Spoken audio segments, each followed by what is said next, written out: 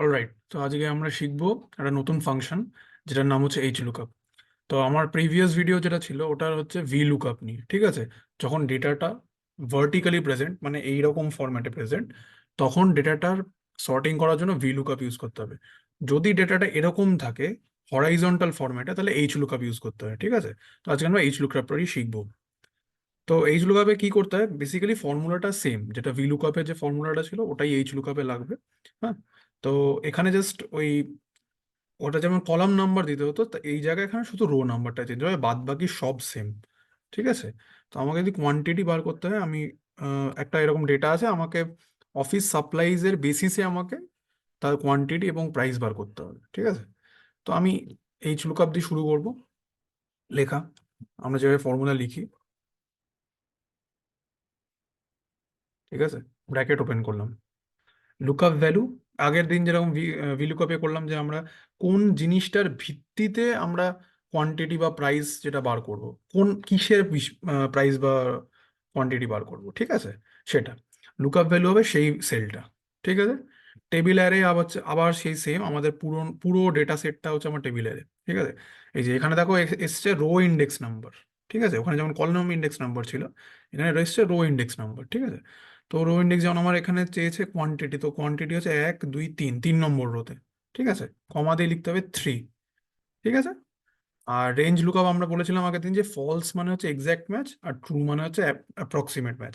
তো তোমরা either false লিখতে পারো বা জিরো চলে ফলসের জায়গায়, তো ওরা এক্স্যাক্ট ম্যাচটা দেবে। ঠিক আছে, তো আমি যখনই ব্র্যাকেট ক্লোজ করে এন্টার প্রেস করব, দেখবি ওটা এনে চলে আসবে, কারণ আমি যেহেতু অফিস সাপ্লাইজটার ওখানে দিইনি যে আমার কিসের কোয়ান্টিটি বা প্রাইস লাগবে। ঠিক আছে, এসে গেল। এবার যেই আমি এখানে ধরো যে কোনো একটা অফিস সাপ্লাইজ, ধরো আমি বাইন্ডার্স দিলাম, ঠিক আছে, কোয়ান্টিটি হিসাবে 100 এলো। ঠিক আছে, সবকিছু সেম, মানে যেটা যেটা কোয়ান্টিটি সেটা চলে আসবে। পিনস যদি দাও 65 আসবে। ঠিক আছে, এটা পেন্স দাও, ইট ইস এসে যাবে। ঠিক আছে, সেম হবে, সেম গোস ফর প্রাইস। ঠিক আছে, প্রাইস আমরা এরকম ভাবে দেবো, একই same formula H lookup. Lookup value হবে এইটা। ঠিক আছে, টেবিল অ্যারে আমার পুরো ডেটা সেটটা। রো ইন্ডেক্স নাম্বার এখানে হয়ে যাবে হচ্ছে 4, কারণ প্রাইস হচ্ছে রো নাম্বার 4-এ আছে, 4। আর আমার এক্সাক্ট ম্যাচ চাই।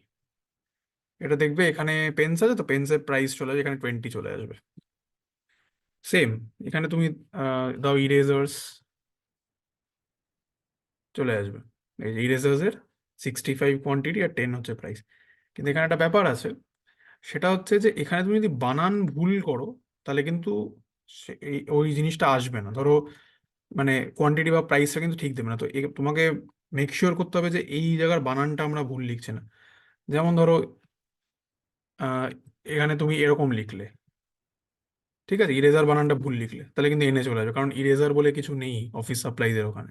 ঠিক আছে, তো এটা করতে হবে যে আহ, এই যেন জিনিসটা কারেক্ট হয়, মানে নমেনক্লেচারটা যেন কারেক্ট হয়, এই যেগুলো অফিস সাপ্লাইজ আছে সেটার ব্যাপারে, বা যে মানে যেটা খুঁজছো তুমি, সেটা কোন ভিত্তিতে তুমি ইনফরমেশনটা বার করছো, সেই বেসটা তোমাকে প্রপারলি লিখতে হবে, বানান ভুল না করে।